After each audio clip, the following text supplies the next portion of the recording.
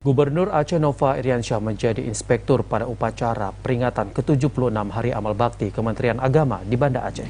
Puncak H pada 3 Januari 2022 dilaksanakan serentak seluruh Kanwil Kemenag dengan peserta terbatas dan menerapkan prokes.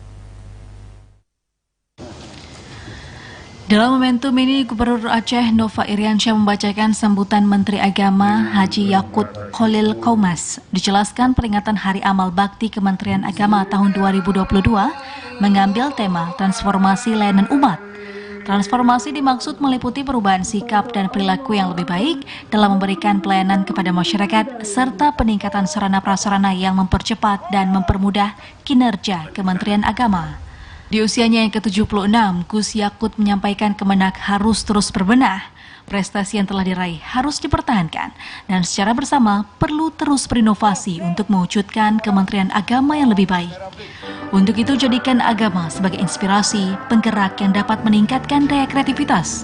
Selain itu, jadikan pula 5 nilai budaya kerja Kementerian Agama, yaitu integritas, profesional, inovasi, tanggung jawab, dan keteladanan menjadi bagian yang tak terpisahkan dalam pelaksanaan tugas fungsi ASN di Kementerian Agama.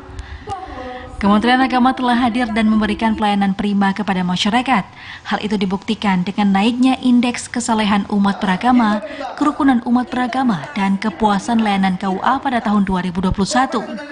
Dari sisi tata kelola keuangan, Kemenag juga mampu mempertahankan prestasinya kembali meraih WTP selama 5 tahun berturut-turut sejak 2016. Bahkan pada Hari Amal Bakti ke-76, Kanwil Kemenag Aceh memberikan penghargaan Satya Lancana Karya Satya 20 dan 10 tahun kepada ASN Kementerian Agama. Kemarin kita laksanakan pertama olahraga gembira, ya permainan futsal 40 tahun ke atas. Kemudian bakti sosial ke sejumlah masjid, lalu santunan untuk anak yatim dan juga gotong royong masal. Kemudian insya Allah nanti malam ada Kanwil Award, yaitu penghargaan kepada seluruh ASN yang berprestasi. Di usianya yang sudah sangat tua, tentu Kementerian Agama sudah banyak berkontribusi untuk bangsa dan ke depan Kementerian Agama akan lebih berkiprah untuk membangun umat yang tadi disebut dengan transformasi layanan umat. Fajariana, TVRI Aceh melaporkan.